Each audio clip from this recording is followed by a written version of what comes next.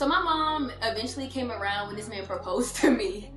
Mind you, by the time he proposed, we had been dating for like, well, we had a little break in between, but 5.5, 6 years. So 5.5 years, 5.5 years. So that's when sis came around, like when he put the ring on my finger. What's poppin', y'all? This is Nina Gotti. And I'm QC. And we are the Dreamers, aka the Coopers. And this is Millennial Love Stories.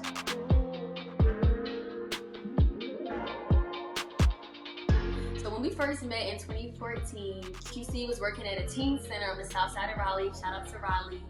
And, you know, I liked what I saw. He had the flat top. He looked like J. Cole to me at the time. Well, still to this day, J. Cole's my favorite artist. So I was like, okay. I ended up working at that same teen center like a month later, saw him, and from there... Yeah, so that's basically how it happened. I saw her at the Christmas party that my job was having at the teen center. Didn't know who she was, but she caught my eye, and from there, I didn't know that she'd be working there a month later. So when she started working there, I was like, okay, now this is my coworker, but I still got my eye on her. Didn't say anything. Let some time go by. We started to develop the co-worker relationship. So then I tested him, right? Mm-hmm. It was like Valentine's Day. It was literally right around this time of 2015. We was working. I needed somebody to work my shift because my ex at the time was taking me to a concert. So I was trying to find somebody to work my shift. This man was against working weekends. So I was like, you know, like, do you have a Valentine? Like, why can't you just take my shift and work? And he was just like, I mean, like, I don't really work weekends. But it was really a test. Because I definitely had Valentine's Day plans. It was a test to see if this man had a girl, because he just didn't come off as if he was in a relationship. So I was trying to scope and really see what was going on.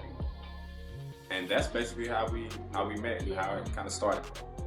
We started talking around that March time frame of 2015. We actually went public in like December, and I think that's when, right around the time when we started to bring family. So I originally met the parents at one of our events for work. Initially, it wasn't a hit with the parents. Specifically, you know, with Mom Dukes. Mom Dukes wasn't feeling your boy from the get. And I kind of get it because I was in a different place in my life. I was struggling. I was trying to find myself. She's also the oldest granddaughter. So everyone kind of has high expectations of whoever she's with. So that's kind of how that happened. But over time, the relationship got better and better. We definitely grew within our relationship, and I grew as a man. So basically, he had to prove himself to my mom because she was just like, I'm not about to just hit it off and just be cool with you. So sis took him through some obstacles and some laps, and he went through a whole boot camp just to get Angela on board.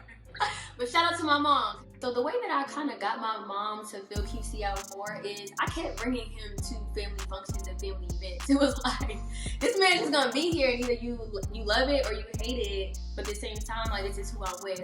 And the way that I kind of massaged that relationship a little bit was, I was like, hey, look, QC, my mom is like this with everybody. Do not take it personal. Like, this is who she is. She's gonna run you through a whole boot camp just to see, like, if you can withstand the pressure. I had to tell QC, you know, if my mom's gonna talk shit back, joke around with her, laugh, you know, like, those are the things, because all she's trying to do is just really test you. So, you know, she's saying, like, what you doing? Why you got that doing? Like, why you got that? You know, just joke around with her, laugh, have a good time, and really ignore her. Oh my gosh, you can see that. So my mom eventually came around when this man proposed to me. Mind you, by the time he proposed, we had been dating for like, well, we had a little break in between, but 5.5, 6 years. So 5.5 years. So that's when sis came around, like when he put the ring on my finger. My perspective is a little bit different on when mom actually started to come around. So I think it actually was after I graduated. When I graduated from the illustrious North Carolina Central University in 2018, you know, I think that's when Mom Dukes like really started to embrace me and our relationship and started to come around a little bit more. We started to have more conversations.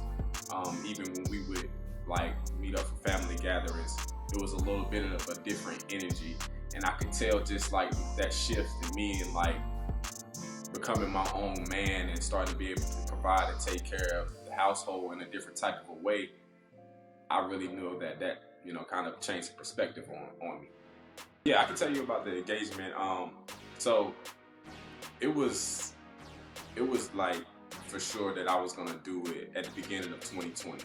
So I went through and I thought really hard about it, and I knew her birthday was coming up. I had asked her what she wanted to do for her birthday. She was like she wanted to rent out a boat, and she wanted her friends to come out with the ones that we knew were comfortable being around at this time. So I said, okay, I'll make it happen.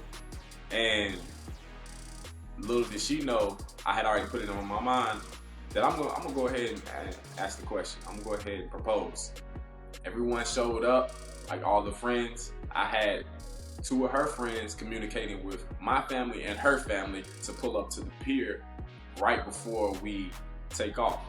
So as the family started coming down, I asked Nina to step up off the boat. Family walks up. She's like, "What are y'all doing here?" Like, she's so surprised. She's in shock. She turns around.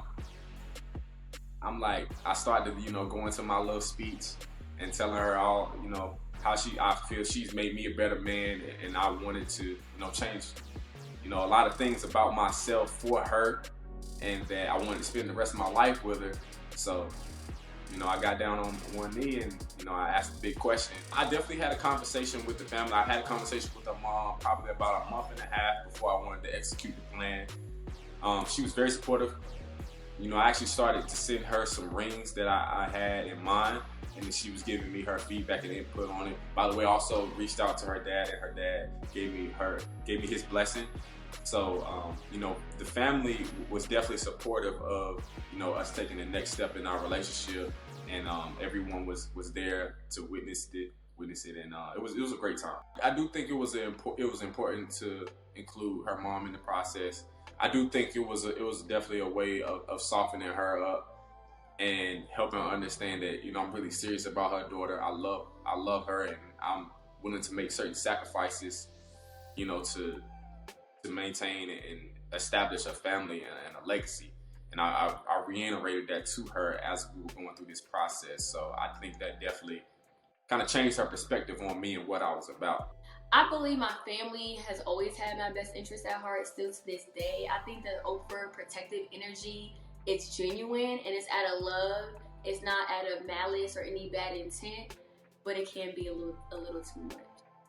The advice that I would give to a couple that's struggling with, family issues is that the best thing that you can do within your relationship is keep your family out of your relationship.